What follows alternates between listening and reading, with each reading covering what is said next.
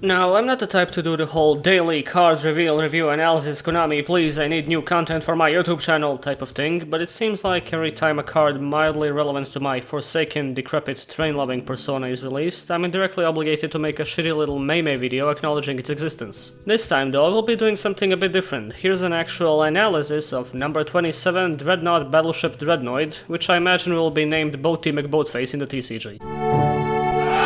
It's a rank 4 water machine type monster which requires 2 or more level 4 monsters, and it has the following effect. At the end of the battle phase, if this card destroyed an opponent's monster by battle, you can special summon from your extra deck one rank 10 or higher Machine Xyz monster by using this face-up card you control as material. This is treated as an Xyz summon and transfer this card's materials to the summoned monster. You can only use this effect once per turn. If this face-up card on the field will be destroyed by battle or card effect, you can detach one material from this card instead. So, as if to salt my wound, they seem to have disassembled Super Dora and repurposed it as a rank 4 focused rank 10 summoner. Now, first of all, summoning this card consistently in a dedicated train deck is essentially impossible. Trains struggle fairly hard to put out 2 level 4 monsters onto the field, and even if they didn't, they usually have much easier access to their rank 10 plays than having to run something over with a 2200 beater. Unless more train support based on level 4 monsters is on the way, which I sincerely hope is not the case, this is something a train deck would not give two shits about. So apparently, it's meant for decks centered around making rank 4s. In that case, let's see how it actually fares in practicality. The monsters you're able to summon with this card's effect are Super Dreadnought Rail Cannon Gustav Max, number 81 Super Dreadnought Rail Cannon Super Dora, Skypalace Gangaridai, Chaos Xyz Skypalace Babylon, number C9 Chaos Dyson Sphere, Super Dimensional Robot Galaxy Destroyer, and Super Quantal Mech King Great Magnus. Let's go over each card and see why you would or would not want to use it as a target. I've seen a few people mention Dreadnoid into Gustav Max being the next generation of Cowboy for game, meaning burning the opponent during main phase 2 to finish the duel, and I heavily disagree with this. As I replied to a few of those people, it's very obvious that this play takes up 2 extra deck slots and requires running something over with a 2200 beater to deal an amount of damage you could have probably done in battle by investing the same amount of resources on other monsters. Not to say that taking up 2 slots in the extra deck instantly makes a card bad, even though the space is getting tighter with each passing day, but in this day and age you're probably better off using your extra deck space for playmakers and combo extenders, not this kind of specific endgame burner. You could throw a Gamma Seal onto your opponent's side of the field, then kill it with this and survive the battle by detaching a material, but doesn't that kinda feel like more effort than it's worth? Essentially what I mean is, in a gimmicky deck dedicated to Dreadnoid, Gustav is a good choice, but this duo is most likely not gonna see any play in more generic rank 4 decks. Next up, the OG channel mascot and an abandoned love, number 81 Super Dora. Probably the best individual choice of the bunch, it doesn't require any extensive setup, and it's an effect immune 4K wall. You don't get Derek Crane's detach effect, which is a bit depressing since it was the best thing about the card, but you're left with a fairly imposing monster, well, either that or it's kaiju bait. Again, I feel like playing Dreadnoid in general is a bit too much of a waste of extra deck space, but if you have the option, Dora is a good monster to go into. Also, you can relax, I dug it up from the backyard, it's chilling with blue eyes on top of a shelf in my kitchen.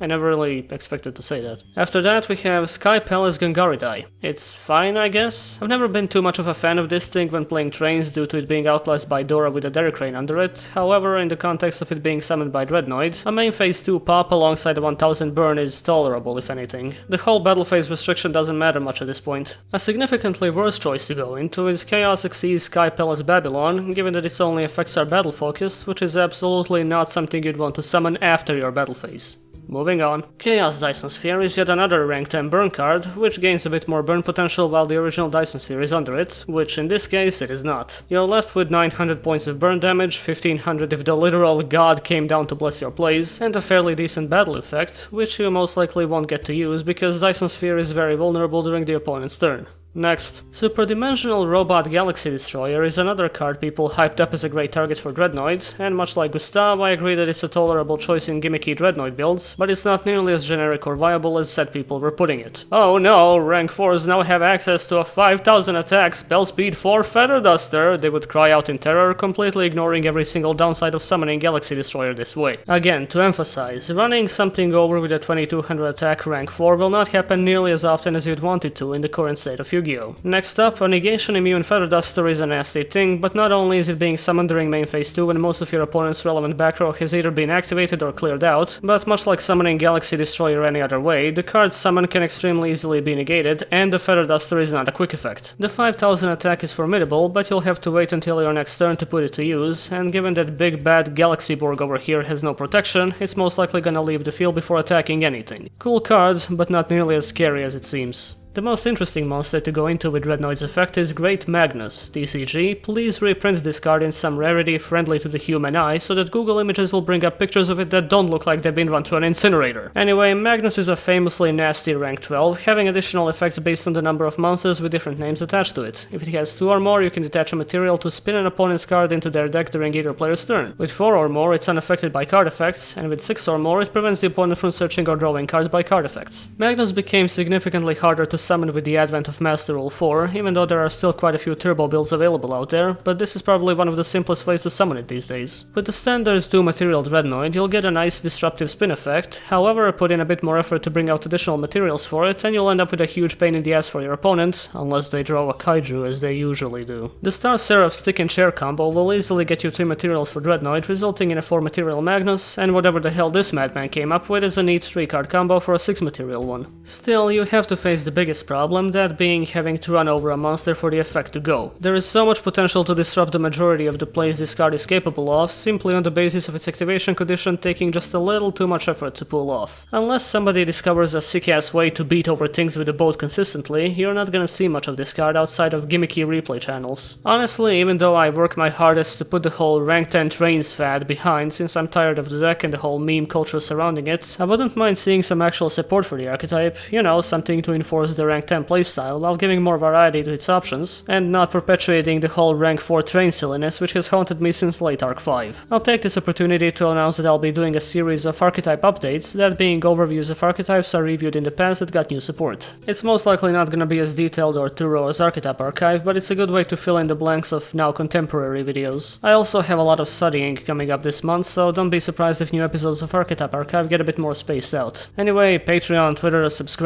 all that stuff, and I'll see you next time.